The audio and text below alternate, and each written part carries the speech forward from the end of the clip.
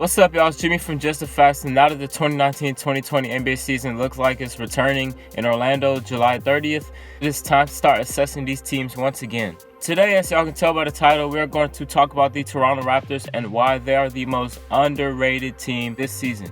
Before we get into it, make sure you like, comment, share, subscribe. I got another player breakdown coming soon. And also shout out to Bills for Press. He makes great basketball content himself.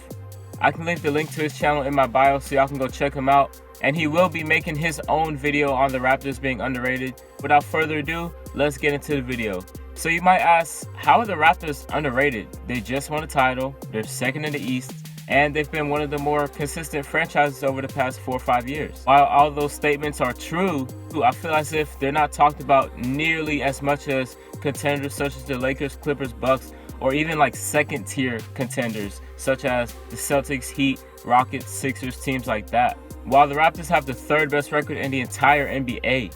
Another reason why the Raptors have been so underrated this season is that they've been second in the East most of the year, and they've had one of the most injury-riddled rosters this season. Spicy P missed 11 games. Kyle Lowry has missed 12 games. Freddie V has missed 16 games. Norman Powell has missed 20 games. Serge Ibaka has missed 18 games. Marcus Gasol has missed 28 games. So the top 6 players for the Raptors have all missed over 10 games, and they still have the same record that they had last year in 2019, 46-18 record at this time, which is absolutely remarkable considering that Kawhi Leonard had one of the best years last year.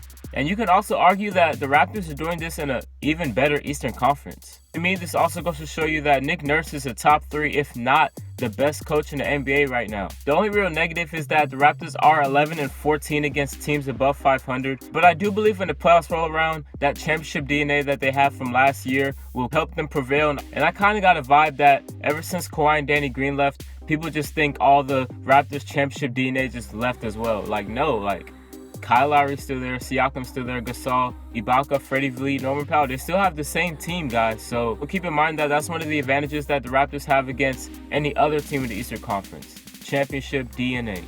Another reason why I feel like the Raptors are so underrated this season is because they have a whole bunch of underrated individual players. I feel like Kyle Lowry is very underrated just because I feel like people don't like him as much just because he's not like a score-first point guard. He's not very explosive scoring the ball. He doesn't really force things too much. He's a real tough team player. But when Kyle Lowry's assertive, I mean, he's pretty good. He can score the ball more if he wanted to, but he just decides to get his teammates more involved.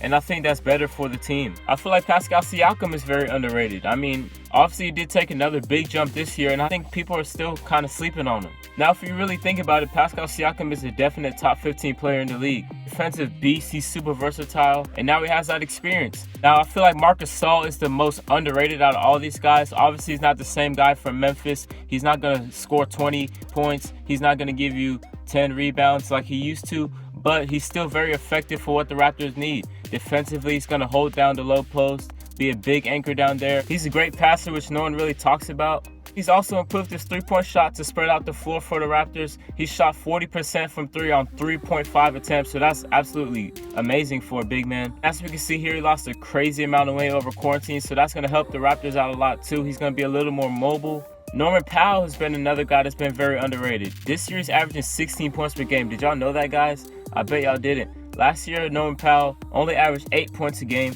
Norman Powell was actually on a huge 5-game stretch. And guys, I hate to break it to you, but the Raptors team right now is better than the team in 2019 minus Kawhi Leonard and Danny Green. Spicy P went from averaging 17 points to 24 points. Lowry went from averaging 14 to 20. VanVleet went from averaging 11 to 18. Norman Powell, as I just said, from 8 to 16 points. OG Anunoby from 7 to 10 points. And they've had other role players like Rondae Hollis-Jefferson and Terrence Davis stepping up as well. My last reason why I feel like the Raptors are so underrated is because they're the most versatile defense in the NBA.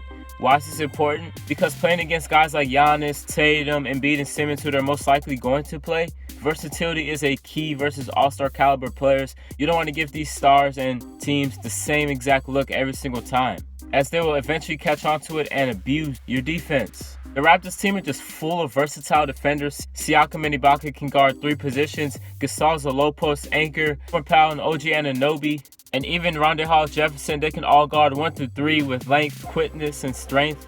Not to mention Kyle Lowry's defensive prowess from the point guard position, a pit bull on the defensive end. All of that I think will be very beneficial when they play the Bucks in the conference finals. And just because of the defense alone, I feel like the Raptors are the most viable threat to the Bucks.